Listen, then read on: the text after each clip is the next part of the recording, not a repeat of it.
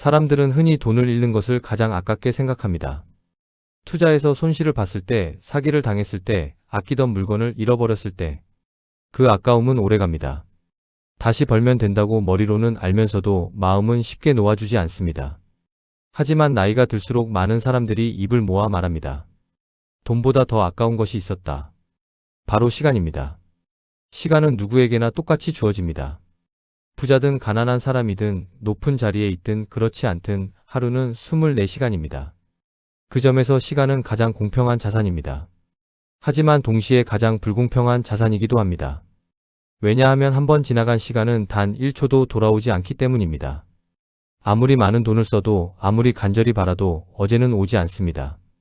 그래서 인생 후반전이 되면 가장 많이 떠오르는 질문이 있습니다. 나는 내 시간을 어디에 쓰며 살아왔을까? 이 질문은 무겁습니다. 잘 살아왔다고 생각했는데 돌아보면 아까운 시간들이 너무 많이 보입니다. 남의 눈치를 보느라 흘려보낸 시간, 언젠가 하겠다며 미뤄온 시간, 걱정만 하다가 흘러간 시간, 미움을 붙잡고 낭비한 시간. 그 시간들이 지나고 나서야 얼마나 소중했는지가 보입니다. 하지만 오늘 이 이야기는 후회를 깊게 파고드는 이야기가 아닙니다. 지금부터라도 남은 시간을 더 소중하게 쓸 수 있다는 희망을 나누는 이야기입니다. 정약용은 유배지에서 이런 말을 남겼습니다. 광음은 화살과 같아서 한번 날아가면 다시 돌아오지 않는다. 빛과 그림자처럼 흘러가는 세월, 그 세월이 얼마나 빠르고 되돌릴 수 없는지를 그는 유배의 긴 시간 속에서 깊이 느꼈습니다. 그 느낌이 오늘 이 이야기의 출발점입니다. 오늘 이 자리에서 여러분께 한 가지를 먼저 여쭤보고 싶습니다. 여러분은 지금까지 살아오면서 가장 아깝다고 느끼는 시간이 있으십니까? 그 시간이 무엇인지 잠깐 떠올려 보십시오. 오늘은 늙어서 가장 아까워하는 시간 7가지를 함께 이야기해 보겠습니다. 그리고 각각의 이야기 끝에 지금 이 순간부터 달라질 수 있는 작은 실천을 함께 나누겠습니다. 끝까지 함께 해주시면 좋겠습니다. 그리고 오늘 이야기를 들으시면서 가장 마음에 걸리는 것이 무엇인지 생각해 보십시오. 그것이 바로 지금 가장 집중해야 할 것입니다. 첫 번째로 늙어서 가장 아까워하는 시간은 남의 시선을 의식하며 보낸 시간입니다. 대구에 사시는 70세 어르신의 이야기입니다. 이분은 젊은 시절 남들이 부러워하는 삶을 살기 위해 많은 것을 희생했습니다. 남들이 좋다고 하는 직장을 선택했고, 남들이 보기에 괜찮은 동네에 집을 샀고, 남들 앞에서 창피하지 않도록 자녀 교육에 온 힘을 쏟았습니다. 그 과정에서 자신이 진짜 하고 싶었던 것들은 하나씩 뒤로 밀려났습니다. 은퇴 이후 처음으로 혼자 앉아 나는 무엇을 좋아했지? 라는 질문을 해봤을 때 아무것도 떠오르지 않았다고 합니다. 남한테 어떻게 보일지만 생각하며 살았더니 정작 내가 뭘 좋아하는지를 모르게 됐어요. 그 시간이 너무 아까워요. 그 이후 이분은 조금씩 달라지셨습니다. 평생 해보고 싶었던 사진 찍기를 시작하셨습니다. 누군가에게 보여주기 위해서가 아니라 그냥 자신이 좋아서. 지금 이분의 얼굴에는 오랫동안 없었던 표정이 돌아왔습니다. 자신답게 사는 사람의 표정입니다.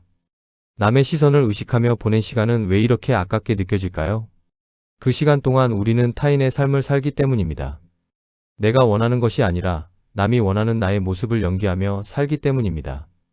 그 연기가 오래될수록 진짜 나는 점점 멀어집니다. 쇼펜하우어는 말했습니다. 우리 불행의 대부분은 다른 사람들이 우리에 대해 어떻게 생각하는지 신경 쓰는 데서 온다. 사실 우리가 그토록 신경 쓰는 남의 시선은 생각보다 실체가 없습니다. 남들은 우리가 생각하는 것만큼 오래 우리에게 관심을 두지 않습니다. 지금부터라도 이렇게 해보십시오. 어떤 선택을 할 때 남이 어떻게 볼까 전에 내가 어떻게 느끼는가를 먼저 물어보는 것입니다. 그 작은 물음의 방향을 바꾸는 것이 남은 시간을 진짜 나의 시간으로 만드는 첫걸음입니다. 남은 시간은 온전히 자신의 시간이어야 합니다. 60대 이후에 가장 자유로워질 수 있는 것 중 하나가 바로 남의 시선으로부터 자유로워지는 것입니다. 이제는 허락을 구하지 않아도 됩니다. 남이 어떻게 볼까를 묻기 전에 내가 어떻게 느끼는가를 먼저 묻는 삶. 그것이 후반전의 특권입니다. 여러분은 자신의 삶보다 다른 사람의 평가를 더 의식하며 살아온 시간이 있으십니까? 두 번째로 늙어서 가장 아까워하는 시간은 미루기만 하며 흘려보낸 시간입니다. 충청남도에 사시는 72세 어르신의 이야기입니다. 이분은 젊은 시절부터 제주도 여행을 꿈꿨습니다. 바다를 보며 며칠 쉬고 싶었고 한라산도 오르고 싶었습니다. 하지만 항상 다음으로 미뤄졌습니다. 아이들이 어릴 때는 애들 크면 가야지, 아이들이 크고 나서는 돈 좀 더 모이면 가야지, 은퇴하고 나서는 건강할 때 가야지라고 했습니다. 그런데 65이 되던 해 무릎이 나빠져 등산이 어려워졌습니다. 제주도에 가긴 갔지만 한라산은 오르지 못했습니다. 그냥 갔어야 했는데 언젠가라는 말이 결국 못했다가 됐어요. 미루는 이유는 항상 있습니다. 시간이 없어서, 돈이 부족해서, 아직 준비가 안 돼서. 하지만 그 이유들이 사라지기를 기다리다 보면 어느새 기회 자체가 사라집니다. 미루는 습관은 어느 날 갑자기 생기지 않습니다. 오늘 미루면 내일도 미루기 쉽고, 내일 미루면 모레도 미루게 됩니다. 그렇게 미루다 보면 어느 날 그 기회가 사라져 있습니다.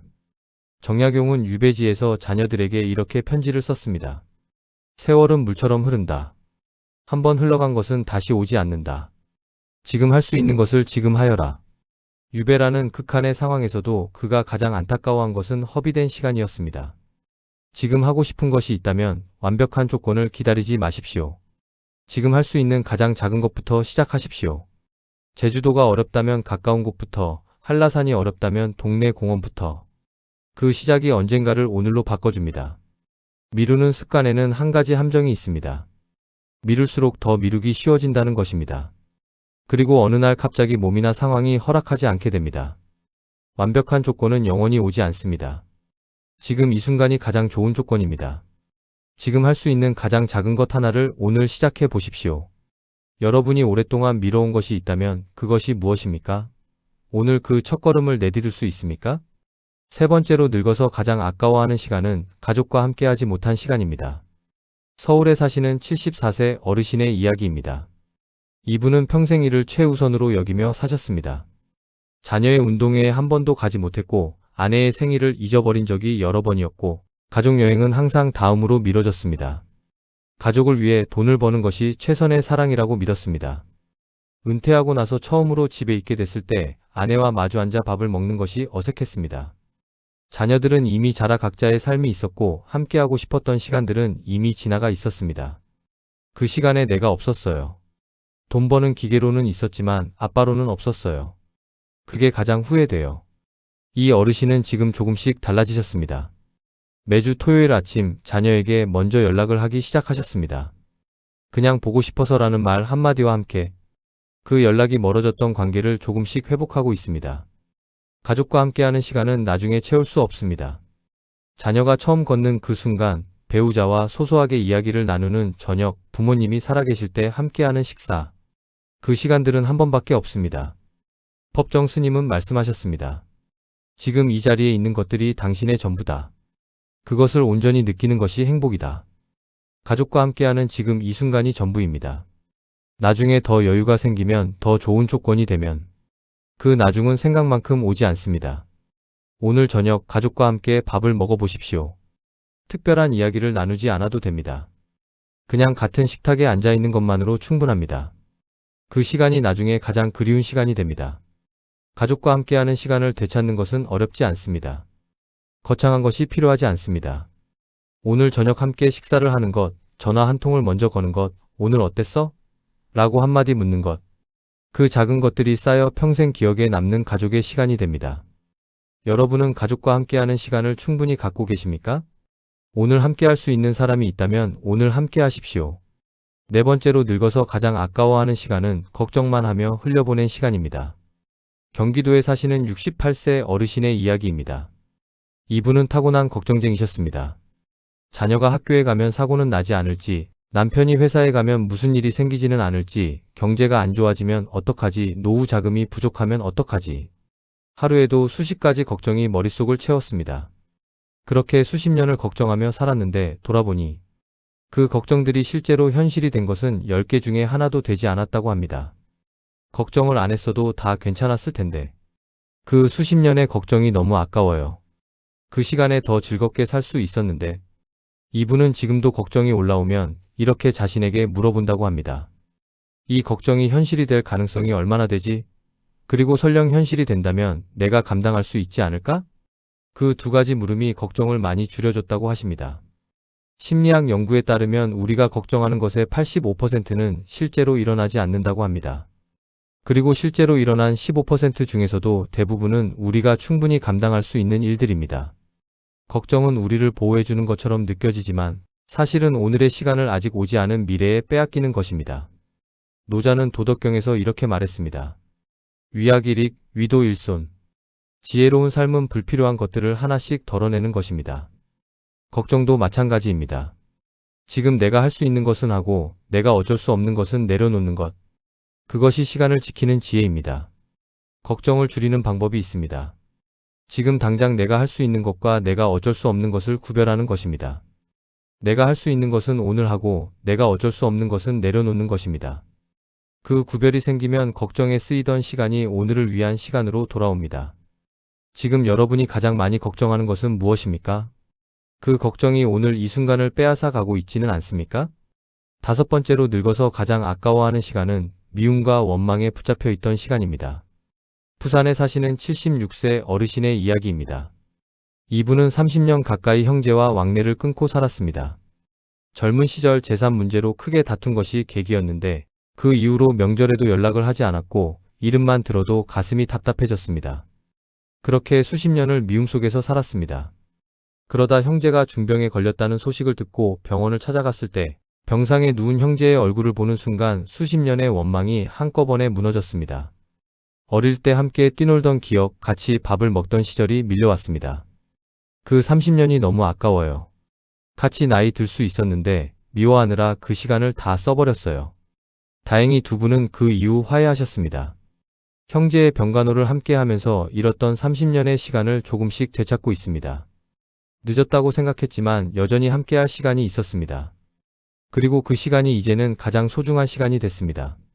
미움과 원망이 상대방에게 무언가를 가져다 줄 것 같지만 사실 가장 크게 잃는 것은 자신의 시간입니다. 상대방은 자신의 삶을 살고 있는 동안 우리는 그 미움을 안고 시간을 보냅니다. 미움은 우리의 오늘을 조용히 그러나 꾸준히 갉아먹습니다. 정약용은 유배지에서 이렇게 썼습니다. 원망은 마음을 묶는 사슬이다. 그 사슬을 내가 스스로 끊지 않으면 아무도 끊어주지 않는다. 용서는 상대방을 위한 것이 아닙니다. 나의 남은 시간을 되찾는 것입니다. 오늘 오랫동안 마음속에 품어온 원망을 떠올리고 조용히 이제는 놓아줄게라고 말해보십시오. 그 말이 남은 시간을 가볍게 해줄 것입니다. 용서는 한순간에 이루어지지 않습니다.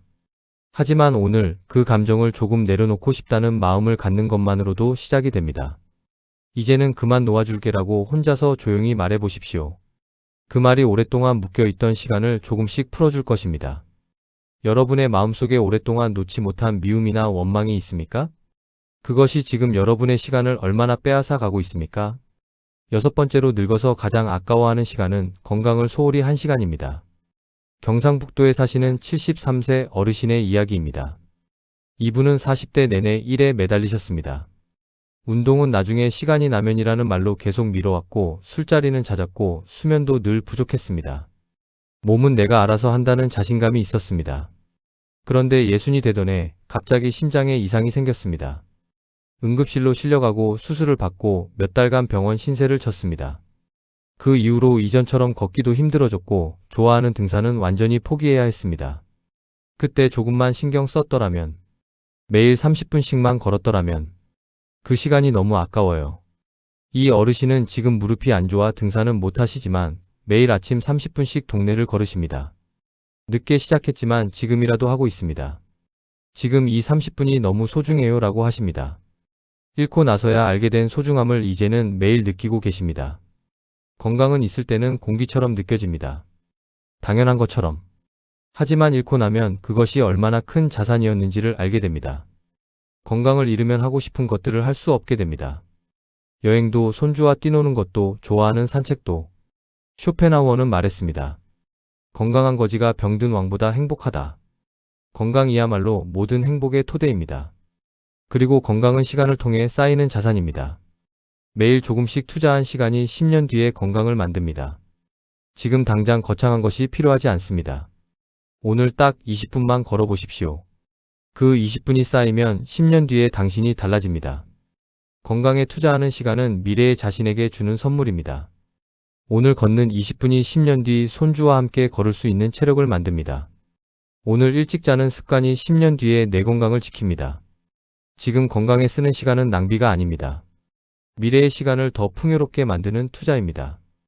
여러분은 오늘 건강을 위해 어떤 시간을 쓰셨습니까? 내일로 미루고 있는 것이 있다면 오늘 시작할 수 있습니까? 일곱 번째로 늙어서 가장 아까워하는 시간은 행복을 미래로만 미뤄둔 시간입니다. 강원도의 한 요양원에 계시는 79세 할머니의 이야기입니다. 이분은 평생 특별한 날을 기다리며 사셨습니다. 집을 장만하면 행복해질 것 같았고, 자녀가 취직하면 비로소 쉴 수 있을 것 같았고, 은퇴하면 하고 싶은 것들을 다 할 수 있을 것 같았습니다. 하지만 그 특별한 날들이 오면 또 다음 특별한 날을 기다리게 됐습니다. 지금 가장 그리운 것이 무엇이냐고 물었더니 잠시 창밖을 바라보시다가 이렇게 말씀하셨습니다. 뭔가 대단한 게 그리운 게 아니에요. 그냥 아침에 내 부엌에서 밥 짓는 냄새. 남편이랑 아무 말 없이 밥 먹던 것. 강아지가 발치에 와서 앉던 것. 그게 행복이었는데 그때는 몰랐어요. 행복은 특별한 조건이 갖춰졌을 때 찾아오는 것이 아닙니다. 지금 이 순간 여기에 있는 것들 속에 있습니다. 따뜻한 밥 한 공기, 창문으로 들어오는 햇살, 아무 말 없이 함께 앉아 있을 수 있는 사람. 그것이 행복입니다. 법정 스님은 말씀하셨습니다. 지금 이 순간을 온전히 살아라. 지금 여기에 있는 것들이 당신의 전부다. 기다리는 행복은 영원히 오지 않습니다. 지금 이 순간을 충분히 느끼는 것, 그것이 행복을 미래로 미루지 않는 유일한 방법입니다. 오늘 저녁 밥을 먹으면서 그 맛을 조금 더 천천히 느껴보십시오. 함께 있는 사람의 얼굴을 조금 더 오래 바라봐 주십시오. 그 순간이 사실은 가장 큰 행복입니다. 행복을 지금 이 순간에서 찾기 위한 방법이 있습니다. 오늘 하루를 마치면서 오늘 있었던 작은 좋은 것 하나를 떠올려 보십시오. 오늘 먹은 따뜻한 국, 오늘 들었던 새소리, 오늘 나눈 짧은 대화. 그 하나를 발견하는 습관이 행복을 현재로 가져옵니다. 여러분은 지금 이 순간의 행복을 충분히 느끼고 계십니까? 아니면 아직도 무언가를 기다리며 지금을 흘려보내고 있습니까? 오늘 7가지를 함께 이야기했습니다. 남의 시선을 의식하며 보낸 시간. 미루기만 하며 흘려보낸 시간. 가족과 함께하지 못한 시간. 걱정만 하며 흘려보낸 시간. 미움과 원망에 붙잡혀 있던 시간. 건강을 소홀히 한 시간. 그리고 행복을 미래로만 미뤄둔 시간. 이 7가지를 들으시면서 어느 하나가 마음에 걸리셨다면 그것이 바로 지금부터 바꿔야 할 것입니다. 그리고 다행스러운 것은 이것들은 모두 오늘부터 달라질 수 있다는 것입니다. 시간은 누구에게나 공평합니다. 하지만 시간이 지나고 나면 그 가치는 누구에게나 다르게 남습니다. 오늘 하루를 어떻게 보내느냐가 10년 뒤에 후회를 만들기도 하고 감사를 만들기도 합니다. 지나간 시간을 되돌릴 수는 없습니다. 그러나 남은 시간을 더 소중하게 살아갈 수는 있습니다. 그리고 그 시작은 거창하지 않아도 됩니다. 오늘 딱 하나만 시작해 보십시오. 남의 시선을 덜 의식하고 오래 미뤄온 것을 하나 시작하고 가족에게 먼저 연락하고 걱정 대신 지금 할 수 있는 것을 하고 오래된 원망을 조금 내려놓고 20분만 걸어보고 지금 이 순간의 평범한 행복을 느끼는 것. 그 중에서 딱 하나만 오늘 해보십시오. 그 하나가 쌓이면 됩니다. 처음부터 7가지를 모두 바꾸려 하지 않아도 됩니다. 오늘 하나, 내일 하나. 그렇게 하나씩 바꿔가면 10년 뒤에 당신은 전혀 다른 모습일 수 있습니다. 후회보다 감사가 많은 삶, 아까움보다 소중함이 더 많이 느껴지는 삶. 그 삶이 지금부터 시작될 수 있습니다. 노자는 말했습니다. 천리길도 한 걸음부터 시작된다. 천리의 변화도 오늘 한 걸음에서 시작됩니다.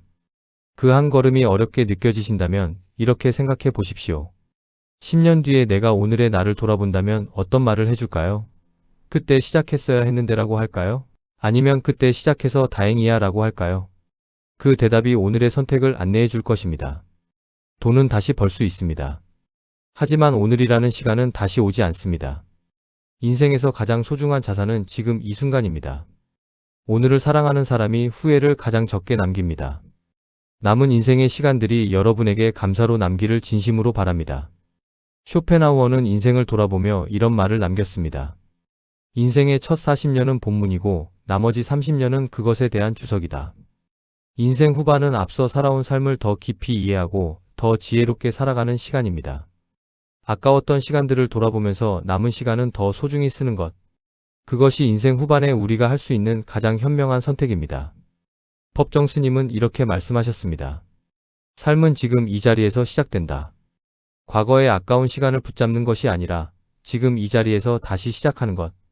그 시작이 오늘 이 순간 지금 여기에 있습니다. 그리고 그 시작은 지금 당장 할 수 있습니다. 오늘도 이 자리까지 함께 해주셔서 감사합니다. 여러분의 오늘 하루가 소중하고 충만하기를 진심으로 바랍니다.